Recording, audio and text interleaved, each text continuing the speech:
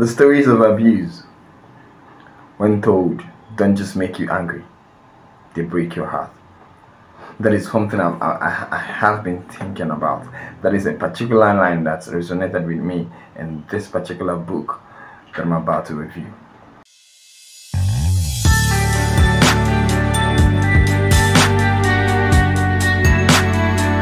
Welcome to Book Reviews and Soul. My name is Stephen Tochi, and it's a pleasure to have you here. We are going to have an amazing experience. We are going to have a sneak peek into a book that was written by one of Nigeria's finest. Her name is Morenike Rhoda, and the title of the book is called Break the Silence. Now, this book is not a fictitious book. It is a non-fiction, a creative non-fiction, which means that it explored the life of humans who lived or are still living, true life experiences. So the first, before I begin, I want to tell you exactly what this book is all about. But of course, I need you to do something for me. I need you to hit on the like button, I need you to hit on the comment button to leave a comment, and of course to subscribe to the Storytellers of its YouTube channel. This is because there is a lot of things in store for you once you do. And of course, subscribing is the only way you can always get the goodies that we have for you prepped up every time. So yes, we dive into this book called Break the Silence by Morenike Rhoda, a creative non-fiction that explores the darkest realms of abuse with pure honesty. It's about the honesty of the writing for me, about the way she vividly painted pictures, the way she painted the experiences. It was the thing that appealed to me. If you read with your emotions, if you read like me, you might find it a little bit gory because of the unflinching facts that she threw at our faces. But that is what a book should do to you. A book should make you ask questions. A book should be thought-provoking. And that is one thing Morenike did with Break the Silence. So I am going to be talking on a few themes, of the few themes that I noticed, the themes, just the little themes that are in the book. The first one, before I begin, the first one is definitely the way she started out. The first chapter was littered with characters and their experiences, characters and the kind of utmost abuse they passed through as kids. Practically inevitable, because it was people who they trusted that molested them. It was people who they trusted that abused them. It started with fathers, foster fathers, then mothers, foster mothers, uncle, aunts, cousin, people at the place of work, father molesting daughter, daughter molesting father. He had a whole lot of scripts. But today we are strictly, because this is strictly on kids, strictly on children across Africa, these experiences were too gory, too vivid for me to start recounting right now. But she was absolutely amazing with painting the experiences. The first part of her view she talked about was neglect, emotional neglect, physical neglect. It is something that I think every parent or wannabe parents or potential parents should look onto. When you neglect your kids, when you neglect your children, you are abusing them without even knowing that you are abusing them.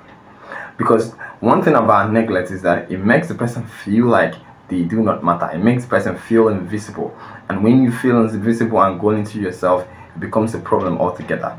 So she talked about neglect, showing how irrespective of how bad, how terrible parents treat their kids or guardians treat their kids, some of those kids come out to find help for themselves, or become as resilient as possible to be able to overcome and then share the stories. She also told stories of kids who were neglected but died in the road of neglection. It was juxtaposing the bad and the good side in the story and the book, and it was too gory, too plain for me not to talk on. So the first part I said was neglect. The second one is physical abuse. We both know what physical abuse is all about. The burn in the hands, the burn on the upper arms, the knock beside your cheek, the splitted mouth, the broken teeth, the The mucus in the nose, the tears, the burnt back. Um, there's just a whole lot of physical abuse and that are being inflicted on kids every day. Sometimes they say it's discipline, but they go beyond discipline just to inflict pain. They don't know. Parents don't know. Even when they know, they still tell kids discipline. You don't inflict injury on your kids, on your wards, strictly because you want to discipline them. That is tends to be an abuse. And in this particular book, she explored that theme very well. She showed, used scenarios to paint the pictures, used physical experiences, used past and present experiences to portray why physically beaten or giving children marks and wounds and injuries on their body is considered physical abuse. Aside from that, another theme she dealt with was sexual exploitation, kids and being exploited sexually. Kids are kids, and when you hear exploitation, you know that adults even get exploited even with their high IQ. Come to think of kids who are just growing, come to think of children who are trying as much as possible to come up, they will fall easily to the prey of exploitation. And she painted this particular, she vividly explained it, captured it, the gut-wrenching experiences that the characters had, the characters who went through sexual exploitation had. And of course, she paid it bare for you to see and then be the judge of it. And then there's this another theme she talked about, emotional intelligence, emotional abuse. This one is not just on kids. This one, emotional abuse, is on humans, every human. Kids, adults, people abuse you. People abuse people emotionally. They think most times they say they don't do it they do it unknowingly. Some people do say that they do it unconsciously, that they don't even know that they are emotionally abusing you.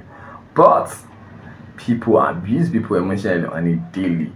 And she laid bare the consequences. She laid bare the actions. She laid bare the possible result of having to emotionally abuse children in Africa, anywhere in the world.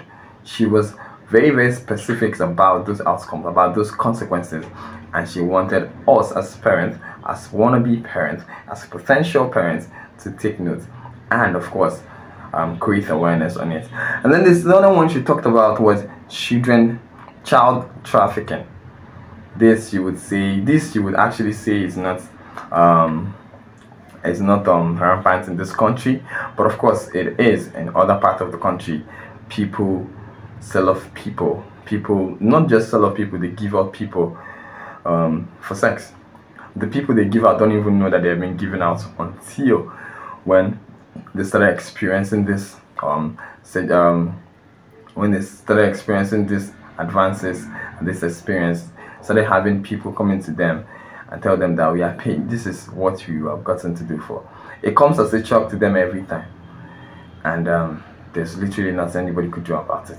And then that's why she came out, because these children feel like they have absolutely nothing to do in this world that we have found ourselves in. This particular age and time, child trafficking shouldn't be part of the abuse that children face. But it's very, very, very, very disheartening to note that in some part of the country, in some part of the world, it is still something pretty evident in their way of life. And then we talk about, I want to overall just come to terms with, just to conclude on this review, Break the Silence is an important and powerful book. See, it is a work that can be very, very difficult for some readers because of the honesty in portraying these themes. Yes, that's the truth.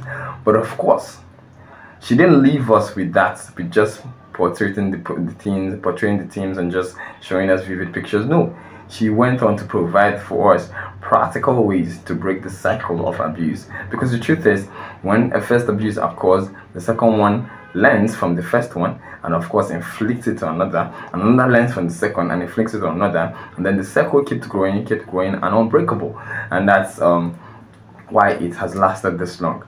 But Morenike Rhoda did an amazing job by providing practical ways to break the cycle of abuse. The first one she talked about was acknowledging the abuse. Of course, it takes a lot of self-awareness to acknowledge the abuse, and then after you have acknowledged it, you separate yourself.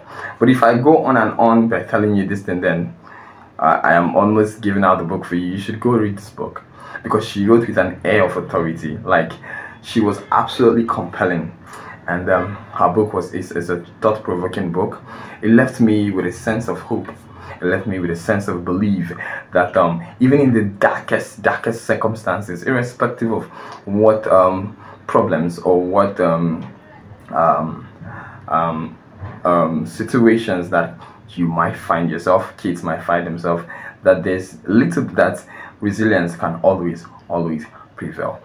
After reading this book, I reflected on the need for societal change. I think everybody, if you read this book, you are going to reflect. You are going to have a reflection in you. You're going to think on things, you're going to think on these things happening to kids, and then you are even going to want to make amends to help. She helped out in this. And then and I did not just reflect on societal change, I reflected on the importance of supporting survivors, the importance of helping survivors who are on the journey to getting healed. It is not just about creating awareness. It's about supporting these kids, supporting these people who have gone through it and of course want to heal, supporting them by not judging them, supporting them by providing the needed attention, the needed attention for them to be able to heal faster and well. My ratings is I already read a book on 9, so I'll give this book an 8.5. It's a masterpiece from Rhoda Morenike, and you should actually read this book. Yes, if you are a parent, if you are a potential parent, if you are somebody who deals with kids, you should read this book, just so you understand the emotion that these kids exhibit at times, and then you understand what might have triggered those emotions.